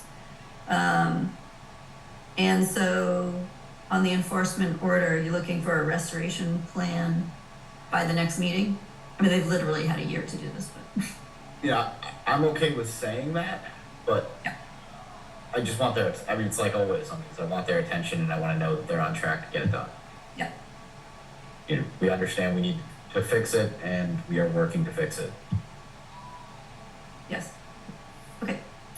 346 Foundry, same thing. That is their 4th notice, and I had met them on the site at the beginning of the year. And actually, I had said just, take a tape measure and tell me how many square feet, and we'll figure out how many plants you need. And Yeah, I'm with you on that one. Same thing. and no reply. Enforcement order with a requested plan by next meeting. 24 Summer Street. This is the person who cleared trees along the edge of the wetland in a vernal pool and has not replied. Enforcement order, planting plan by next meeting. Anyone disagrees with me on any of this, jump in. You're doing great. Just keep rolling, man. I mean, if I hadn't given almost a year for everybody to comply with this and, multiple just sort of friendly reminders, 153 Bay Road, it's not actually a wetland violation, but it is cutting and clearing of a conservation restriction area. So I don't know that it's an actual enforcement order. It might be more like a letter from town council. I'll have to look into that a little more closely because enforcement order is for wetland violations and this isn't technically a wetland violation. I would say whatever the next escalation is of that, we ought to do. Okay.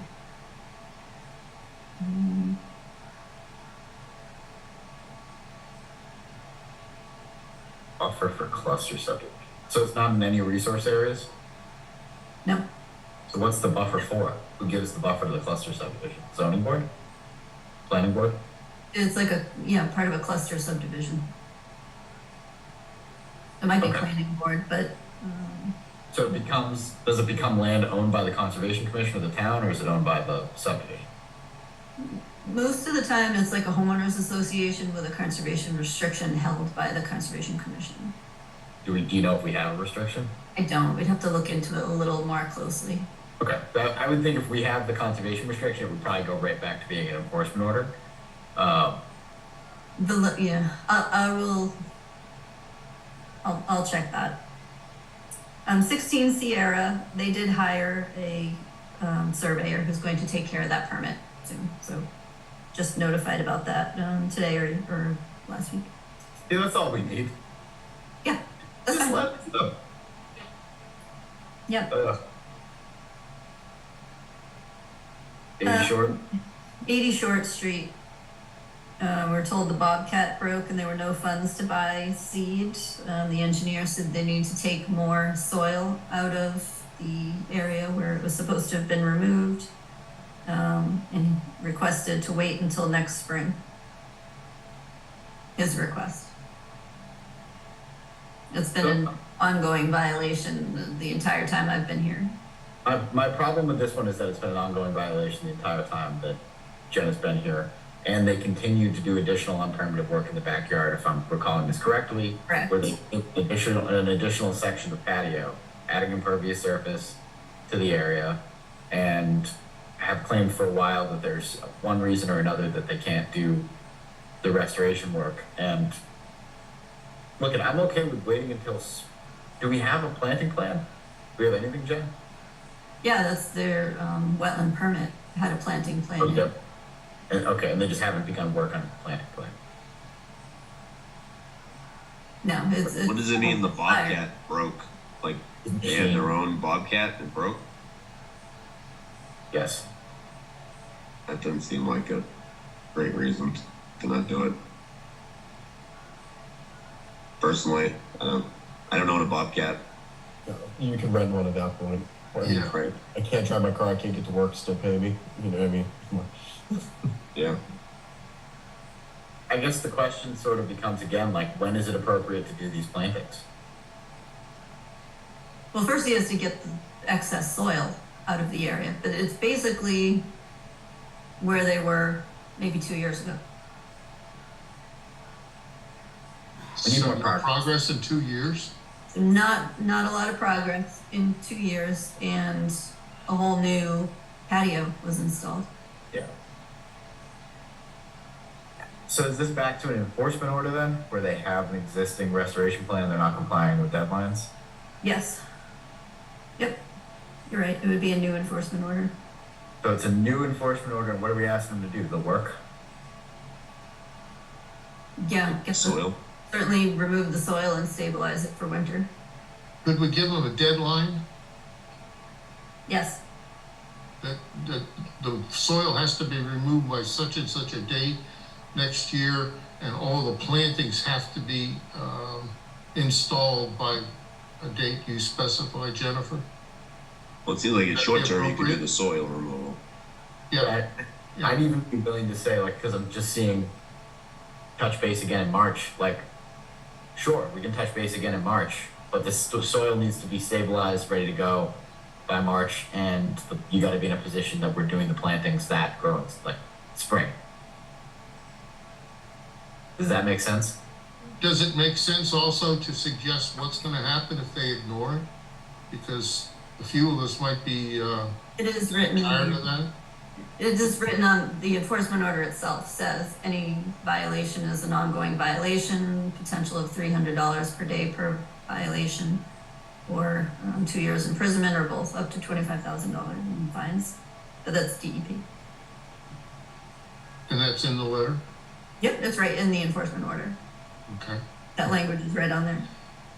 But remove Does soil everybody that's agree that we stabilized. should put a deadline? I agree to a deadline for sure. need to And have a give it deadline. instance. Hmm? I don't know if that's saying the deadline is next spring. Yeah, no, that's a little too. Yeah, I mean, like, look at. Well, like you said, just make sure, like, if you want to touch base again in March, just say, you know, March will be time for planting, like all the soil removal. I mean, I assume the Bobcat was mentioned because they don't want to, they're saying the Bobcat can't remove the soil. That shouldn't be an impediment to removing soil because not everyone needs to own a Bobcat. So just make sure, I guess we could include in the letter that, you know, any non-planting work that needs to be done according to this order should be done when we touch base again in March. Mm-hmm. Is that doable? Yeah. Said a lot there, sorry. Yeah, I like it. I mean, you're giving an enforcement order now that says finish work in March. Right. Yeah. That's what our enforcement order currently says, is the work needs to be finished by March. Jennifer. Your wetland permit says it should have been done 2 years ago. More or less. Yeah, I mean, I'll write it that way if that's what you want. I'm just curious to see if you want the soil removed any sooner. I would say sooner. So it can remove. Yeah, and the planting has to be finished by March. Well, you can easily say that the soil has to be removed by the end of the year. How's that? Yeah, it's a month. I'm fine with that. Okay. Good. Okay, and so that you probably do want a motion. A motion for enforcement order? Yep, an enforcement order to remove soil and stabilize by 12/31/23 and finish plants by March 24. So moved. Vince, second. Crossman motion, Benson second. Roll call vote. Benson, aye. Carol, I. Crossman, aye. Stay on. 5 Jonathan was the stream dredging that happened quite a while ago. The restoration plan was approved at the beginning of the summer. By the end of the summer, we should have had 2 reports. The homeowner did not want to pay for the wetland consultant and was going to do the work on his own. I checked with the person in September, who said he didn't realize he had approval and could do the work. I said, yes, please start right now. I asked for an update, had not received one, and did the inspection last week, and not anything has been done. So the portion that he could have done is take all the stone that he pulled out and put it back in the stream. Yeah. It's not been done yet. Okay. What's our next escalation here? Probably the enforcement order. Yeah. I think we were working on an enforcement letter the last time because he responded right away. But now it's an enforcement order. Let's do an enforcement order. Anyone else feel otherwise? Good. Do motion to issue an enforcement order for 5 Jonathan Drive. Crossman second. Carol motion, Crossman second, roll call vote. Benson, aye? Carol, aye. Crossman aye. Bailey, aye. Okay, and for that one, you just want to see progress by the next meeting? Articulable progress by the next meeting. Is there some specifics, Jennifer, that you might be able to put in there? Like you mentioned the rocks back in the stream area, or? I mean, how much work is this physically, right? Like, is this a day's work for someone doing manual labor? Is it more, less? More, because there's a giant plume of sediment in the wetland that also needs to be removed. Okay. But yeah, I can come up with a couple of tasks to get started. I guess my concern overall with all the enforcements that we have is that we are utilizing a lot of your staff time to manage things that people should be responding to. And I think we are maybe a little too deferential to not wanting to take things to the next step, and give people every opportunity to do the right thing. But I think, as we just saw, we have a real habit of people not responding until things are escalated to enforcement order and further. So I think in the future we should probably have a conversation around maybe doing enforcement orders sooner as opposed to follow-up letters after we've been ignored, maybe even once. Yeah, I would be interested to see. I mean, I'm still used to statistically measure, like how many of these projects that get to this point get done. I'd wonder what the, is it 4, is it 3? Do all of them eventually get done? I'm just curious. So, but yeah, it is a lot of work for you for things that just need to get done 2 years ago. A lot of Site visits, babysitting, follow-ups, a lot of time and energy. I would guess the next one you might need to do a fine or 2 here and there. It's okay. Does it have to be for a protracted number of days? Can you set a limit on it? Give them a fine for $300 a day for a week and see if that gets their attention, or a couple of days, something like that. The next time it will be, we tell them you'll have so much a day. You could always send one with the enforcement order. And keep in mind, so I just think people panic when they start getting fined, and I don't want people to start doing reverse fix-it math. But keep in mind that we can waive the fines after they've been accrued. So I would be in favor of doing it if someone ignores us after an enforcement order is issued, like at the meeting after an enforcement is issued. And I think it would, to be frank, in this discussion, it would take a lot for me to actually levy fines against individual homeowners for violations. But I think issuing them with our discretion to waive them at a later date if the work is completed in a satisfactory manner is quite a useful tool, especially within a certain time frame too. Yeah. Mm-hmm. Pay the wetland scientist or pay us, or both, because that's really how that goes.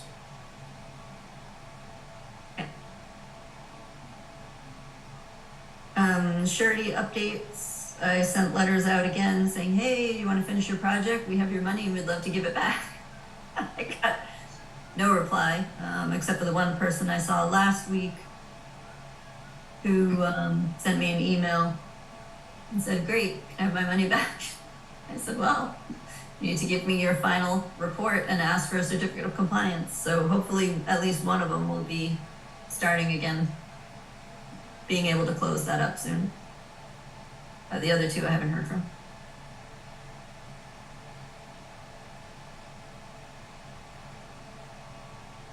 So I think we're on to board discussions. Yes. I think this is a fun one, potential conservation land on Allen Road. Yes. Jennifer, could you explain what's going on here a little bit? Sure. There's a family whose older relative can no longer take care of the property. So they're looking to sell the property, and a different piece of property that they offered to the town. The commission did purchase that, so they thought, well, let's just try the Conservation Commission again. So it's about 24 acres, and the valuations from the assessor's office is about 3,400. It's a lot of wetland, stream, vernal pool habitat, floodplain, forested upland, and it does abut other conservation properties. So tonight's meeting is just to see if we're interested. I would certainly email them back and say, yes, we are interested. You guys can tell me how you'd like to proceed.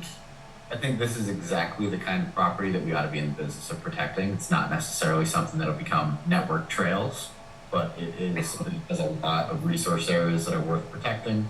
When it comes into our fold, it's really protected in perpetuity, which is an unbelievable thing.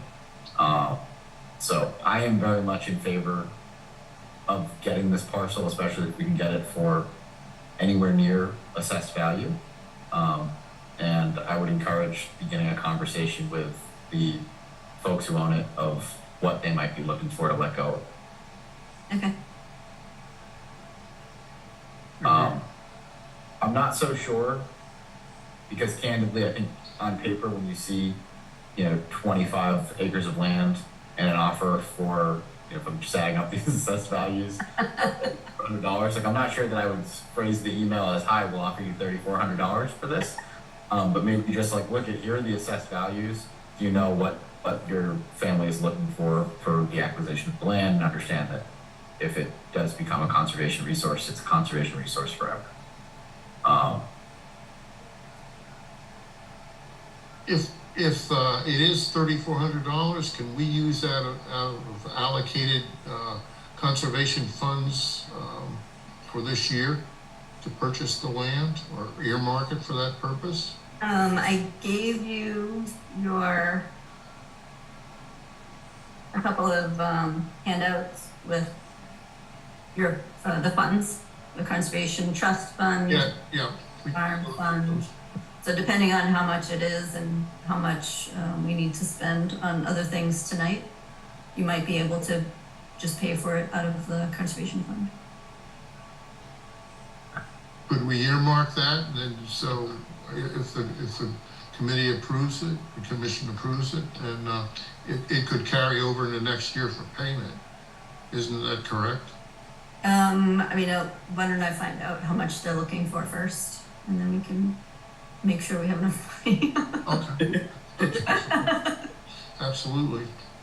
Well, I thought they'd be near the appraised value, but if it's multiples of that, let's see. Well, yeah, the assessed value is usually not what anything sells for. No. But neither here nor there. Who knows what they want to do or what their motives are. Let's see how much it is first. But I will get back to them and say, yes, everyone is interested. Meeting minutes from 11/20/23. Those were reviewed and taken care of offline. I love that. Comments from any other members of the commission but Al? Motion to approve the meeting minutes for 11/20/23. Second, Carol motion, Benson second, roll call vote. Benson, aye. Carol, aye. Crossman, aye. ADI. Jen, on the 2024 meeting schedule, I'm going to confess I have not had a chance to look at it yet. So I'm just going to request that we move this to the next agenda unless that interferes with some posting requirement. It doesn't. Anyone have a chance to look at it? Have any dates they want changed? Just briefly, I'm okay. I'm good. Change.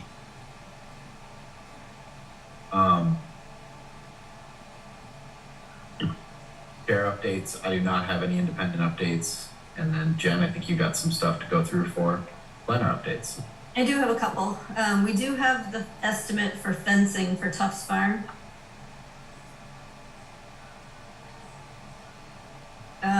And they did three Drum roll, please.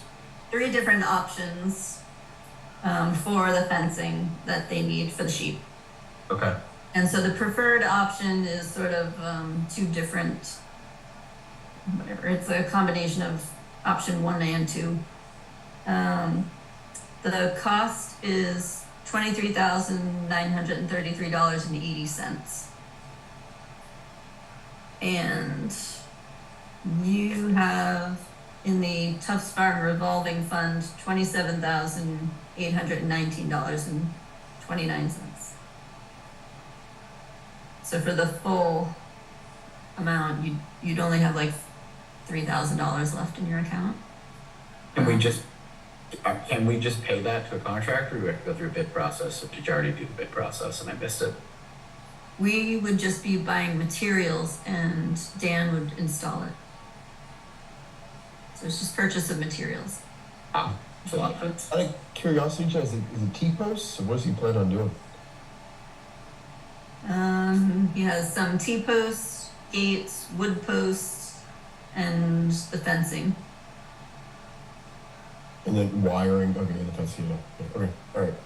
Yeah, it's a goat fence. Do you say how high the what kind of T-post? You can probably specify height. 8 foot, 125 pounds per foot. Okay. My take on this is this applicant has been asking for a fence. I'm not an applicant, the tenant, he's been asking for a fence for a long time. He's made it clear the fencing is very important to him. And they've been extremely reasonable about other things at the property, and this was sort of the one thing that we knew was coming. Yeah. 23,000 is more than I thought it would be for materials, but I am okay with it, and I think it'll be a good addition. I'm okay. Do we have, curiosity real quick, do we have a place where we're getting this from? Just curious. Do we have a what? A location where he's purchasing this from? It looks like Tractor Supply. It is Tractor Supply. Well, that's where all the estimates are from. I see. Okay. I was just curious. I mean, I just feel like, I feel like it could be a little better pricing out there. Just have been using the stuff myself, but I mean, whatever. I'm in agreement with that. He's been put through a lot anyway, so I'm not gonna fight him. But we're trying to save some pennies. I mean, I'm not exactly sure. So does this work? Like we vote to approve it, and then are we just writing him a check for materials? Are we spending the materials directly? Yeah, we'll probably purchase the materials Do we need to go out for I'll have to bid? check with Stephanie. We purchased the materials. I think she also asked to check with DPW to see if they had a contract with some approved company.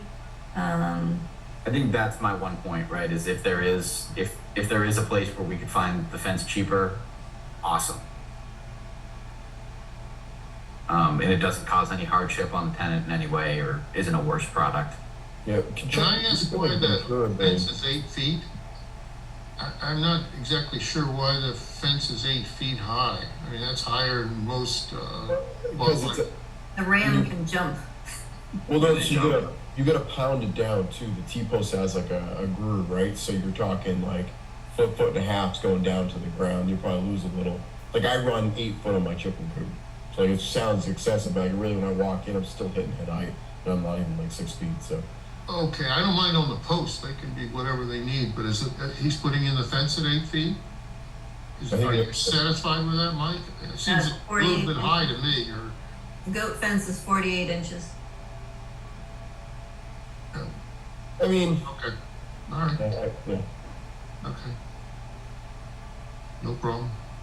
I was he's the expert in You don't want them jumping farming. out. I had pygmy goats at one point. Those things can move. The other thing is you can take a portion out of Tufts and a portion out of the Concom Trust Fund. I mean, if you're approving the amount, I will wiggle it around so that we're using the appropriate Wouldn't it be- amounts. Yeah, wouldn't it be good to use as much as we can out of the Tufts Farm account? Well, then you'll have no money. Don't we have other money under the trust, or is all that earmarked for trust? Tufts Farm?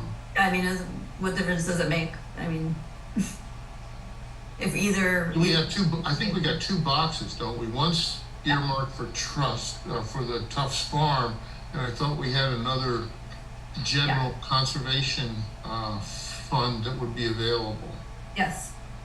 So we should shouldn't we spend down the Tufts Farm by the end of the year? Oh, we don't need to do that. It's not operating budget, it's revolving fund. It doesn't change in July. Okay.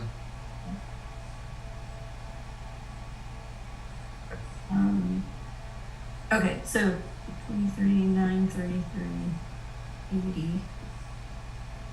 Option 3, you've approved. Yes. Yes. You don't have to vote, I just want to make sure I have that down. Okay, the next one is there's a land donation at 456 Depot Street, 5 acres, contains wetlands, stream, upland forest, is abutting other conservation properties. So I would recommend accepting that donation.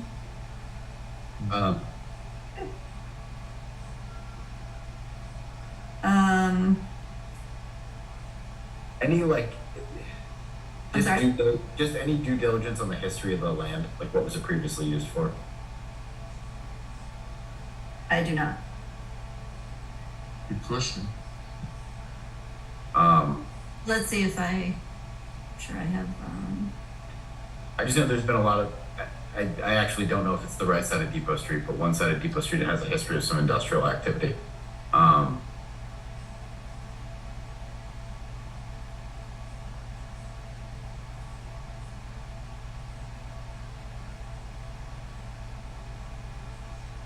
can you see the Like map? a lot of woods. Yeah, that was around too. Yeah, it's not there. There's nothing on it, there's just a little area over here where there's some lawn encroachment. Yep. Otherwise, all of this is protected land. You'd be adding this. Yeah, I think we take it. Yeah, I think And so. it, I don't think that's controversial. nope. No, now looking closer up to my other map, I've actually walked through there. It's very wooded. I don't think anything's ever been built through there. Good old Easton woods. Good. I got 3 other quick things. So, we received a request for a modification for lot 4, which is 16 Goodspeed. It's making the house smaller, less impervious, revised stormwater management. Is this something you want to handle informally as a minor modification, or do you think this is a public hearing and I need to advertise it? If everything just shrunk, which I believe is what you told me, that is fine as a minor modification in my book. Everybody's okay with that? Yeah. Less impervious. Oh, less yeah, everything shrunk. That's good. The MVP 2.0, we received 1 bid from Weston and Sampson. We received another bid, but it was a week late, so it was not responsive. I had a conversation with the folks at Weston and Sampson today, and so we should make the recommendation that they be awarded the bid, and we got to get cracking on this MVP grant. So that's good with you. Probably take a vote for that, please. So it's to accept Weston and Sampson as the award winner for the MVP 2.0 bid. So moved. Carol, seconded by Crossman. Carol, seconded by Crossman. Roll call vote. Benson, aye. Carol, aye. Crossman, aye. Any guy. Thank you. The new office assistant starts next Monday. Woo-hoo. Her name is Melissa Sheehan. And then I have a summer intern, a student from Stonehill who's interested in a summer intern. And I have a project for her. She's looking at only 8 to 10 hours a week. And I'm just wondering if you guys have an hourly rate that we would be offering her. What did we pay last It's the same rate that we used on the last intern, at least as a starting point. We could do that. The last intern actually gave us double the hours. No, I know, but a per hour basis. Yeah, okay. We ended up paying $3,500 for the summer for the work. How many hours were we supposed to get help? Because we worded it as $20 an hour, we were saying 20 hours a week, but she actually did almost 40. Okay. All right. I'd be inclined to say $20 an hour for the time. That's good. That's not bad. That should be it for me. I have any pertinent item not reasonably anticipated by the chair, which is always a mouthful at the end of a meeting. Anyone have anything to add? I can't so move anything else, so I'm good. All right, take it. Motion to adjourn. Second. Carol, motion. Spadia, second. Roll call vote. Benson, aye. Carol, aye. Crossman, aye. Any guy. See you in a couple weeks. Thank you, everyone.